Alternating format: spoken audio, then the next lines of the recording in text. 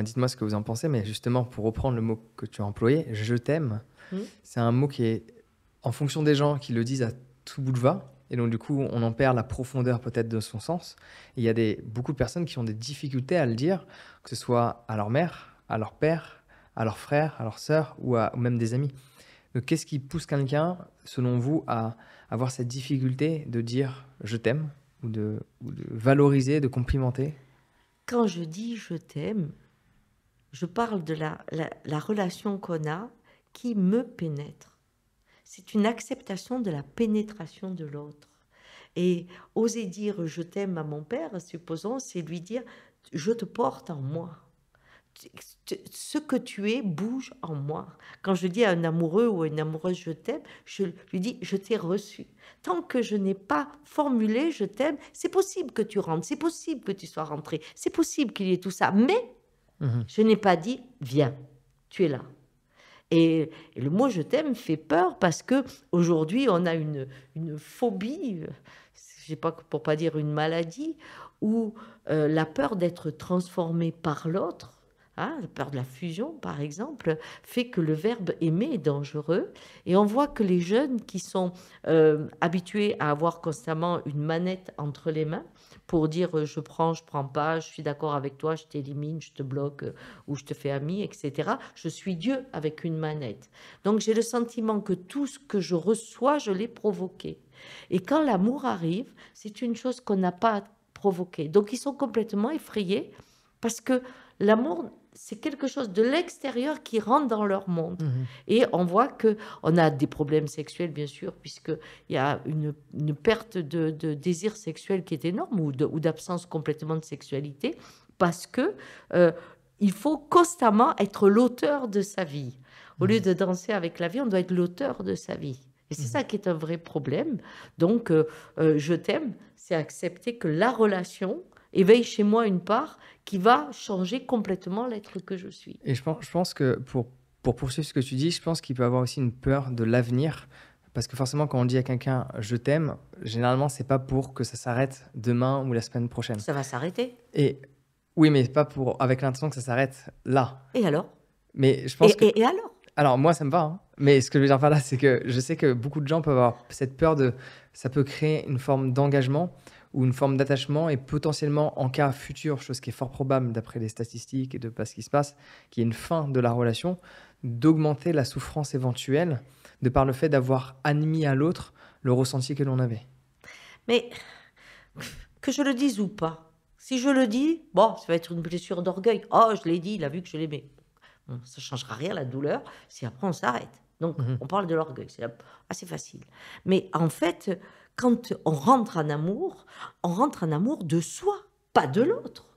Ce qui me plaît, c'est qu'au contact de cette personne, une part de moi est née et je m'aime avec cette personne. Par exemple, je suis quelqu'un de timide, je rencontre quelqu'un alors que d'habitude, j'étais plutôt réservée. Là, je me mets à rire, à faire des blagues, je me reconnais pas. Bien entendu que je veux rester au contact de cette personne car elle a libéré une part de moi qui m'étonne et m'émerveille. Alors je dis bien sûr que c'est elle, mais non, c'est la relation. Cette relation, il y a des relations, des fois, c'est une soirée qui compte dans une vie plus que 10 ans passés avec quelqu'un. Pourquoi? Parce que justement, on touche quelque chose en soi qui nous transforme. Mais du moment qu'on est transformé, on va retrouver la phrase chère à certains chrétiens qui dit: ce que Dieu a uni, personne ne peut le séparer. Mais bien entendu, si je rencontre quelqu'un qui éveille une part de moi que je ne connaissais pas, et je suis changée à tout jamais. Mmh. Et quand on s'unit, on ne va que vers sa séparation. Parce que, qu'elle soit dans 10 ans, dans 20 ans, dans 5 ans, l'amour ne conduit qu'à la perte. Mais en attendant, il y C'est a le comme la chemin. c'est comme la naissance ne conduit qu'à la mort. Oui, Ouais. exactement. Donc si j'ai peur de vivre parce que je veux la culture du mort, c'est je garde ce que j'ai. On est nourri là-dedans. C'est vraiment, c'est morbide notre façon d'être. J'ai rencontré quelqu'un, est-ce que je vais être la même femme dans 20 ans? Mais c'est ce qu'on demande. Bah, idéalement non, parce que ça signifie qu'il y a eu stagnation et non évolution, non questionnement et moi je favorise justement le fait que les idées changent comme, tu t'es défini au début, enfin Mmh. la manière dont tu as voulu l'annoncer en tout cas, c'est ce changement perpétuel et peut-être qu'à la fin d'une conversation de 2 heures, on pense différemment de certains sujets. Parfois, on va maintenir nos positions, les renforcer davantage aussi.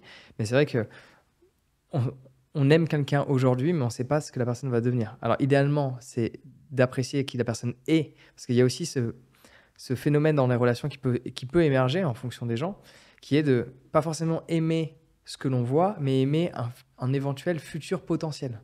Donc idéalement, c'est, selon moi en tout cas, d'aimer ce que l'on voit, et pourquoi pas, en plus, comme une cerise sur le gâteau, d'aimer un éventuel potentiel. Mais le potentiel, on ne peut pas forcément connaître l'avenir, on ne sait pas quelle trajectoire une personne peut prendre en fonction des relations que la personne va avoir tout au long de sa vie, des rencontres qui vont échanger des mots et développer potentiellement des nouvelles idées, prendre des nouveaux courants de pensée et prendre des axes de vie différents. Et après, la personne peut changer.